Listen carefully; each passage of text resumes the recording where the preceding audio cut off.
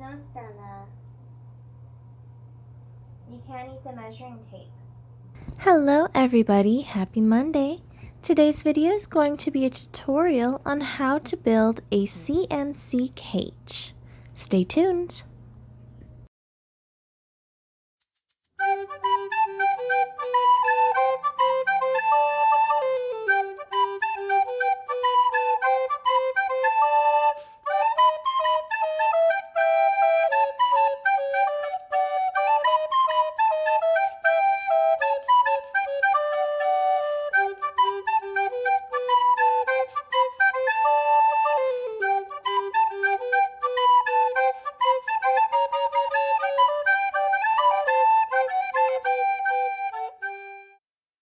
Exactly what is a CNC cage?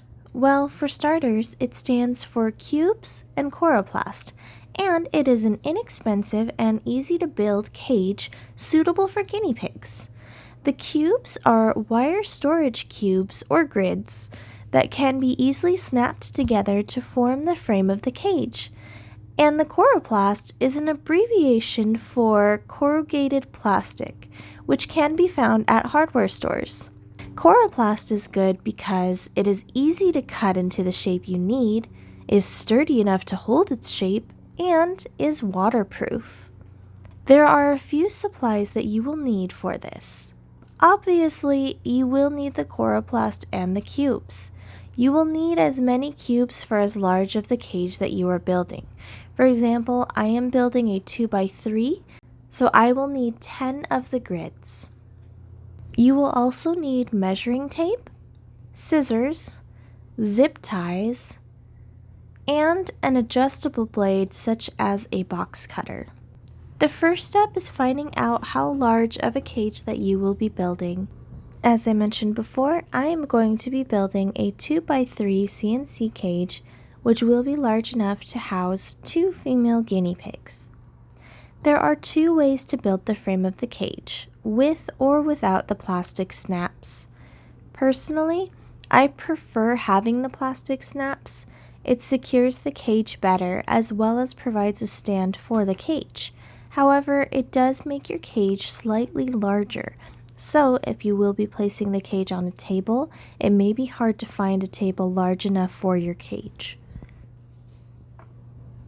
To build the cage without plastic snaps, you will need to hold the grids together using only zip ties.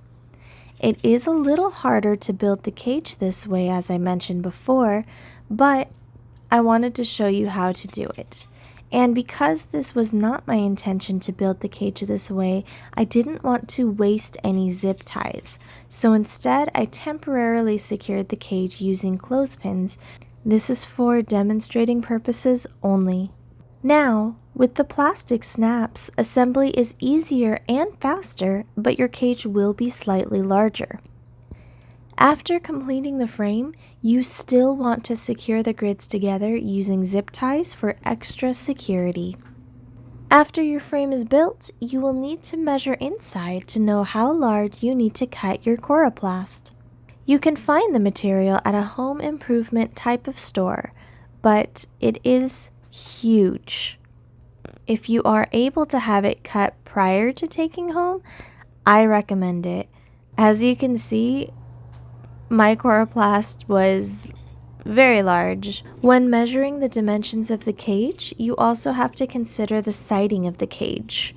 Mine is 5 inches high, so whatever your floor will be, make sure to add 5 inches to each side.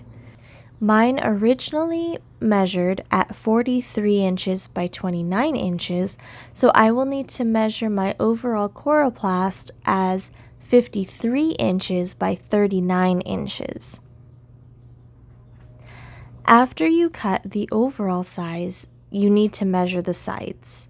So again, 5 inches for mine. Remember the golden rule, measure twice, cut once. When you have it all measured out and drawn out, cut along the walls, but not all the way through the Coroplast. This is where the box cutter comes in handy. You only have to cut through one layer so the Coroplast stays attached to itself but can easily be folded. Stop here. Do not cut off the corners. You can fold them over each other and tape them or attach them some other way. It still works if you remove the corners, but will need to be strongly secured with tape. I realized my mistake too late. Once taped, it will fit right into your grid frame and you will have a cage for your guinea pigs. Thank you guys for watching. I will see you guys next week and I'll show you how I will combine this new cage addition to my existing cage. As always, like this video if it was helpful, subscribe for more, don't forget to ring that little bell, and comment any questions or future video suggestions below. Thanks again so much for watching, and I hope you all have a safe and a lovely day.